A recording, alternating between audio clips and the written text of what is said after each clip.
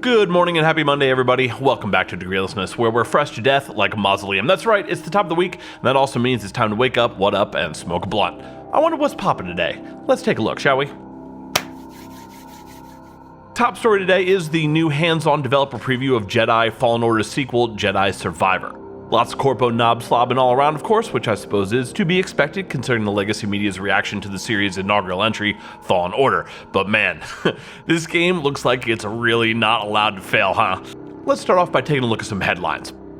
Leading the pack, we've got PC Gamer with Star Wars Jedi Survivor is probably a bigger sequel than you're expecting. Who is it now? Wow, that's very complimentary. We've also got VGC with Star Wars Jedi Survivor shaping up to be an exceptional sequel. Oh wow, that's quite a unique take. How very helpful. But alright, that's only two outlets. Maybe they're both sincerely convinced it's going to be fantastic after playing just a few hours. Okay, so let's check out some other places as well. Oh, here's Kotaku. Everything you liked, but bigger and better. That's quite comforting as well. Congrats to Game Informer, though, for being the first outlet I found not blatantly doing marketing for the game with their headline, Force Pushing Forward. Wow, no one busted any brain cells thinking that up, but at least it's not overtly nauseating in its filleting. But then we're back to the marketing department again with PSU.com already declaring this to be possibly the best Star Wars game to date. How many times have we heard that over the past, 30 years? And then also ScreenRant.com overflowing with saccharine ebullience as they proudly declared, more power, same greatness. My, what a coincidence. Universal opinion seems to be that this game will be, or already is, amazing and that you should definitely buy it. Certainly not a lot of critical coverage to be found, and as always, that's the point. Before we continue though, let's invoke a time-honored tradition here at the channel, consulting from the Holy Book of Nuance. I am not saying that these outlets are necessarily wrong or that this game will suck. I have no fucking idea. The first one was decent, so the second one could very easily be awesome as well. After all, Respawn is rather well known for being a competent dev. I only point this stuff out to highlight how the industry works to support itself in all things. Legacy media outlets, by and large, though absolutely some are better than others, exist as little more than another branch of publishers' marketing departments. Their job is, first and foremost, to sell these games to you, to get you to buy them. That's why it's so common that once a narrative on a game or story is established to see so little deviation. That's where the phrase towing the company line comes from. All I'm saying is to just please keep this stuff in mind before you make decisions with your money, what companies you give it to, and what you spend it on. With that out of the way, let's get on to the game itself. By all accounts, it does seem to be pretty fucking large area-wise, so right off rip, that's dope. PC Gamer saying that my demo is centered on a single planet, Kobo, I think, that was easily twice the size of a single Fallen Order map. Okay, I'm here for it. They wanted to further comment that Kobo is a pretty big chunk of Jedi Survivor and one of several sandboxy planets. There are also linear Fallen Order style levels too. Now, there seems to be lots of praise overall across many outlets for these more open world styled levels, but I gotta admit, that shit makes me nervous. Note that most outlets now have even swapped out the term open world for sandbox. It's just so difficult to pull off a sincerely well done, decent open world. The entire genre is a deeply troubled one, as I've said many times before. Extremely easy to make, but almost impossible to make well. I just really hope the game doesn't lean too far into that. You've got what, like Skyrim, Breath of the Wild, maybe Cyberpunk, Metro Exodus, Assassin's Creed Valhalla, and perhaps a few others that are truly exceptional examples, but that's it. High-level, well-done open-world gameplay is multiplicative and symbiotic. Activities need to lead into one another. You can't just have a bunch of markers that when you go to them, you do things. For an open world to work, things need to happen to you, and happen in an organic fashion which naturally leads you across the map from one encounter or situation to the next.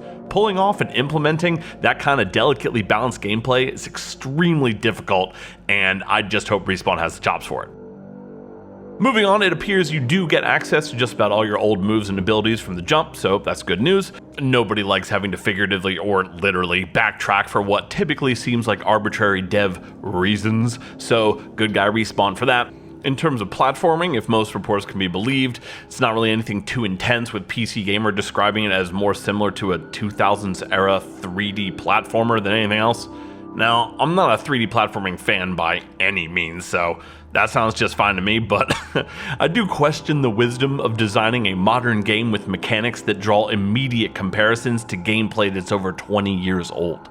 Just doesn't seem like a great idea, but hey, I'm not a dev, so what the fuck do I know? The combat, however, sounds just as tight as it was in the original, even slightly more difficult and challenging in some ways, so for fans of that, good news. I personally found the combat in Fallen Order to be a little too unforgiving for my taste, though. Keep in mind I'm prone to getting frustrated easily and am notoriously bad at Souls-like games and things like that, so what I thought felt needlessly demanding at best and tedious at worst in the first game may have felt fucking awesome to you, and if that's the case, well, it sounds like you'll fuck with this sequel heavy, so that's good. Next up, we get just a little bit deeper inside the combat. It seems like there's now going to be 5 stances in Jedi Survivor, up from the 2 in Fallen Order. EA described them to the press as follows: single, the standard lightsaber, balanced for offense and defense; double-bladed, the staff, great for crowd control; dual-wield, Cal's lightsaber splits into 2 lightsabers, great for aggressive play, high skill ceiling stuff. Also got Crossguard, a powerful deliberate stance will allow you to deal massive damage at the cost of long windup times, and the last one called Blaster. This stance allows Cal to deal with long-range foes. Morgan Park over at PC Gamer added a little more juice to these descriptions, saying the following: these moves are cool and flashy, but there are subtle differences that are fun to experiment with. An early upgrade for Double Blade lets you infinitely deflect blaster shots if you perfectly time the first one, perfect for shielded minigun troopers. A similar upgrade for Dual Wield splits one perfectly deflected shot into 2 projectiles that can take out 2 troopers at once. Even after only a few hours and around a dozen upgrade points, I was frequently switching stances trying to pick a favorite. Okay, sounds cool, but apparently you can only have 2 stances equipped at any one time, which sounds like a case of arbitrary dev reasons again, so we'll have to wait and see. And that's what we've got so far, with most outlets only getting to play for a few hours. The consensus seems to be that the sequel has prioritized addressing issues left over from the first game before anything else, and as a result, feels a little more safe than what would otherwise be desired. That being said, most seem to agree that regardless of anything else, Jedi Survivor does seem pretty fucking cold so far. Personally, I thought the first one was mid at best, though in fairness, I'm not actually sure how much of that impression is due to my recent utter and complete burnout on all things Star Wars or the actual gameplay itself, so I'll probably skip this one. What about y'all? Do you think this new one looks like a fucks, or that it'll be mid like the first one? Or maybe you love the first one and you think this looks fucking awesome too. Let us know in the comments down below. I'm always interested in your takes on this shit. That's our show for Monday, though. Thanks so much for chilling, spending this little bit of your free time with us tonight. We love you today. We love you all the way. For more anti-industry hijinks and legacy media bullying, keep it right here on DEGREELESSNESS, and we'll catch y'all tomorrow. Woke up, smoke up, blunt, then I pass out. Pass out. Woke up, what up, smoke up, blunt, then I'm back down. Back down. What? Yup, woke up, smoke up, blunt, then I pass out. Pass out. Woke up, what up, smoke up, blunt, then I'm